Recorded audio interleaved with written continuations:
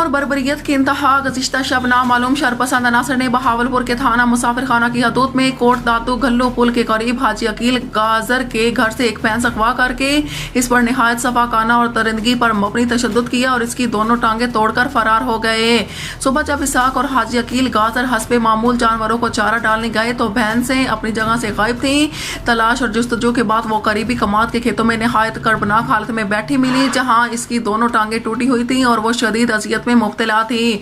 हम मुतलका इदारों और कानून नाफिज करने वाले हुकाम से पुरजोर अपील करते हैं कि इस अफसोसनाक और इंसानियत सोच वाक़े का फौरी नोटिस लिया जाए और मुलविस अनासर को करार वाकई सजा दी जाए। आखिर कब तक बेज़बान और मासूम जानवर इस तरह की बर्बरियत का निशाना बनते रहेंगे? ये बेज़बान मखलूक आखिर इंसाफ के लिए किस दर पर दस्तक दे? आखिर किससे जाती अनाद या दुश्मनी है? तो इसका बदला इंसानों से लिया जाए, ना कि इन मासूम और बेगुनाह जानवरों से। गाजर बरादरी इंसाफ की मुंतजिर है।